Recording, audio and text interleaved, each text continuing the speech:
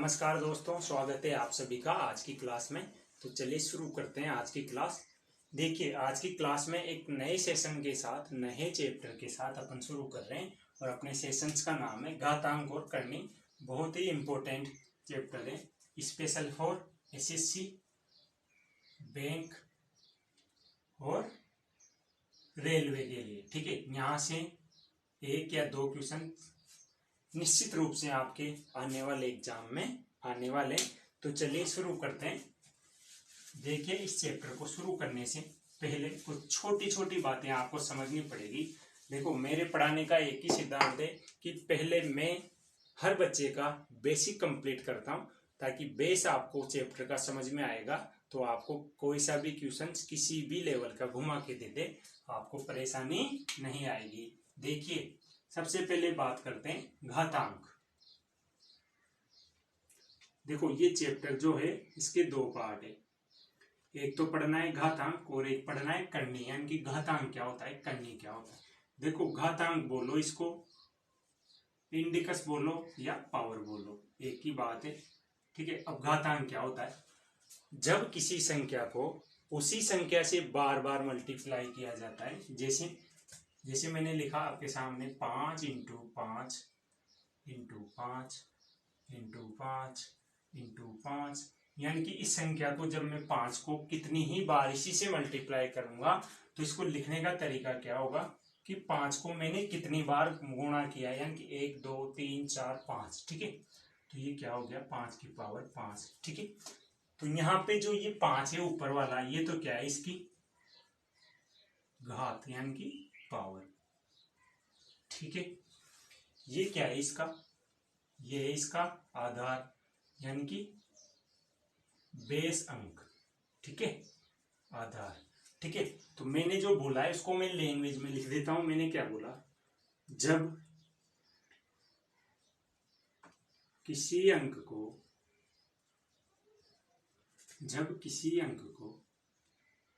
उसी अंक से बार बार गुणा किया जाए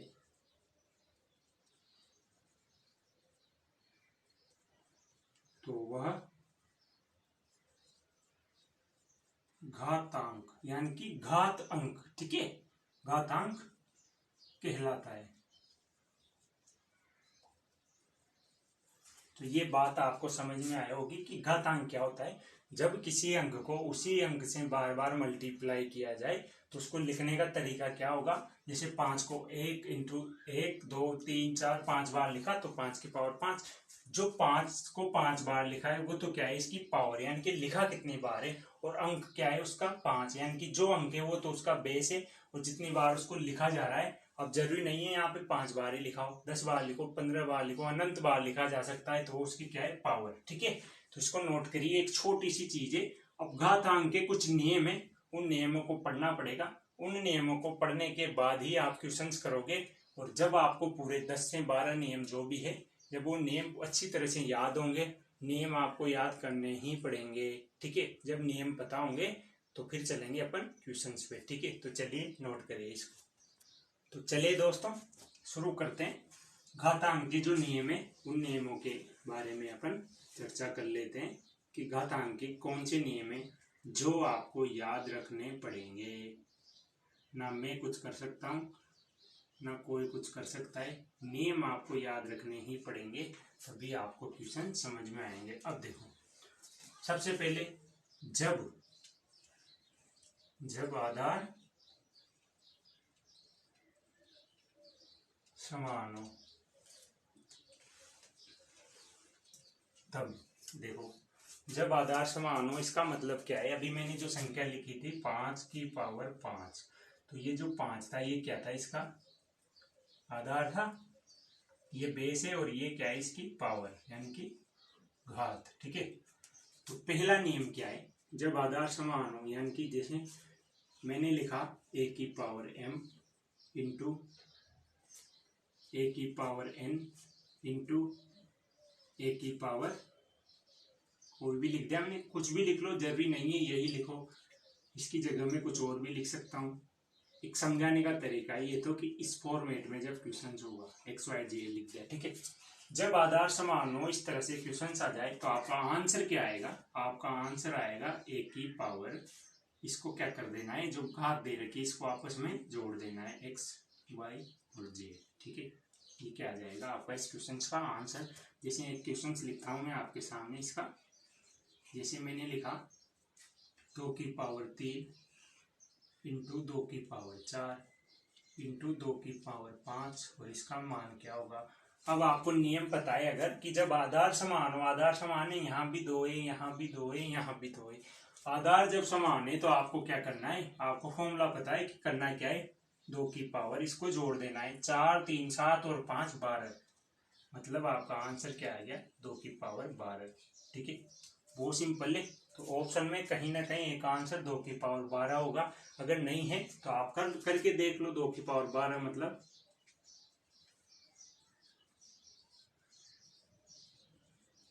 इस तरह से आपको इसका आंसर चेक करना है। तो वो इस तरह से देगा नहीं वैसे एग्जाम में, और देता है तो आप करके देख लेना। बाकी पहला नियम क्या कहता है, जब आधार समान हो इस फॉर्मेट में आपको सामने क्वेश्चंस दे रखा हो तो आपका आंसर क्या होगा, जो घात है उसकी वो आपस में जुड़ जाएगी, यानी कि आंसर क्या आ जाएगा 2 की पावर 12, ठीक है। यदि इसी क्वेश्चंस को आप फिर नियम पता नहीं है तो आपको क्या करना पड़ेगा, 2 की पावर 3 का मान लिखना पड़ेगा, कितना होगा 8, 2 की पावर 4 का मान लिखना पड़ेगा, कितना होगा 16, 2 की पावर 5 का मान लिखना पड़ेगा, कितना होगा 32। तो 8 इंटू 16 इंटू 32, फिर उसको आपस में मल्टीप्लाई करोगे, ठीक है। तो इससे तो बढ़िया है कि शॉर्ट में हो रहा है 2 की पावर 12 आंसर आ गया, ठीक है। तो अगले नियम पे चलते हैं, इसको नोट करिए। देखिए पहला नियम पढ़ चुके हैं अपन, दूसरा नियम देखिए, जैसे मैंने लिखा ए की पावर एक्स डिवाइड ए की पावर वाई, ठीक है। या इसको ऐसे भी दिया जा सकता है, डिवाइड का मतलब क्या है, ए की पावर एक्स बटे ए की पावर वाई, ठीक है। तो इसका आंसर क्या होगा, इसको सॉल्यूशन क्या होगा इसका, आप क्या करोगे, ए की पावर एक्स माइनस वाई। आपको पता है जब आधार समान हो, बहुत से क्वेश्चंस में किया भी होगा, चाहे घातांक करनी है आपने पढ़ा है या नहीं पढ़ा है, लेकिन इतना तो आपने किया होगा। जैसे 5 की पावर 3 है, नीचे 5 की पावर 2 है, जब आधार समान है तो आप क्या करते हो, 5 की पावर 3 माइनस 2 यानी कि 5 की पावर 1 आपका आंसर आ जाएगा। तो आंसर क्या है 5। कैसे देखो, 5 की पावर 3 का मतलब है 125 और 5 की पावर 2 का मतलब क्या है 25, 25 से कितनी बार कटेगा 5 बार, ठीक है। तो इसको खोलने के बजाय क्या करना है, पावर को आपस में माइनस कर देना है, यदि आधार समान है तो, ठीक है। तो इसका आंसर क्या आ जाएगा, ए की पावर एक्स माइनस वाई, ठीक है। अगला नियम देखिए, अगला नियम है ए की पावर एक्स बार दिया है वाई, ठीक है। जब इस तरह से क्वेश्चन आएगा तो आपको क्या करना है, तो आपका आंसर होगा ए की पावर एक्स इंटू वाई, ठीक है। इनको नोट करिए, फिर चलते हैं आप इससे अगले नियम पर, और बहुत ही इंपॉर्टेंट नियम है, और उस नियम से मैं गारंटी से बोल रहा हूँ एग्जाम में आपके बहुत ही ज्यादा काम में आएगा। और ये नियम फर्स्ट नियम से तो बहुत ही ज्यादा इंपॉर्टेंट है, ठीक है।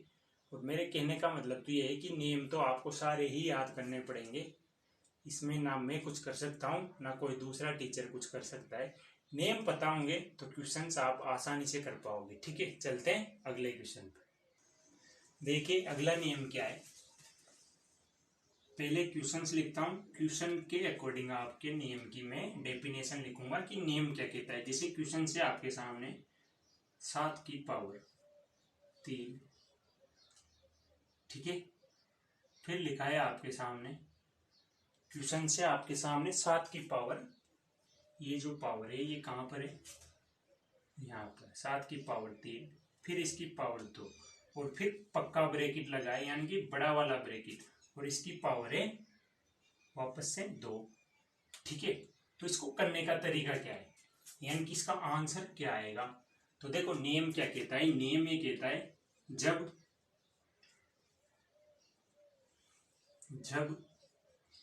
किसी संख्या पर, जब किसी संख्या पर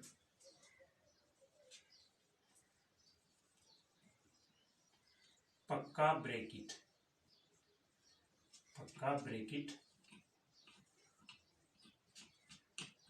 लगा हो, मतलब या ब्रैकेट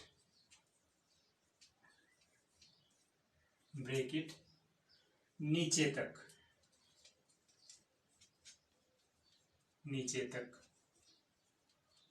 लगा हो, तो क्या करना है, तो घातों को आपस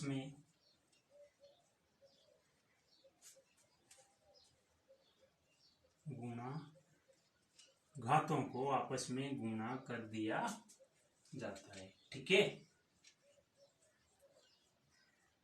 ये है आपका नियम नंबर 4। देखो, किसी संख्या पर पक्का ब्रैकेट लगाए, देखो पक्का ब्रैकेट लगाए, या यूं कह लो कि जो ब्रैकेट है वो नीचे तक लगाए। ठीक है, तो क्या करना है, घातों को आपस में गुणा करना है, यानी कि इसका आंसर क्या आएगा। अब देखो 7 की पावर, इन घातों को आपस में गुणा करना है, यानी कि 3, 2 और 2।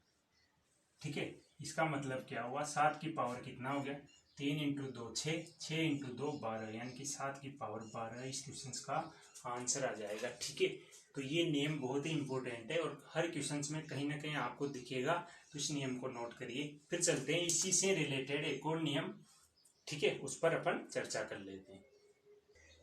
देखिए दोस्तों, अगला नियम है आपका नियम नंबर 5। नियम क्या कहता है, जब अभी जो नियम पढ़ा था, जब घातों के बीच पक्का ब्रैकेट लगाओ, यानी कि जो ब्रैकेट है वो नीचे तक आ रहा हो, तब क्या करते हैं, घातों को आपस में मल्टीप्लाई कर देते हैं। ठीक है, ये नियम अभी पढ़ा अपन ने। अब दूसरा नियम क्या कहता है, दूसरा नियम है जब पावर यानी कि घातों के मध्य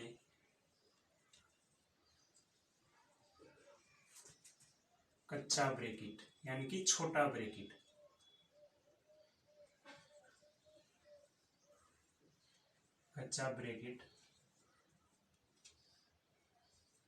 लगा हो, तब क्या करना है। देखो, जैसे क्वेश्चन से आपके सामने 7 की पावर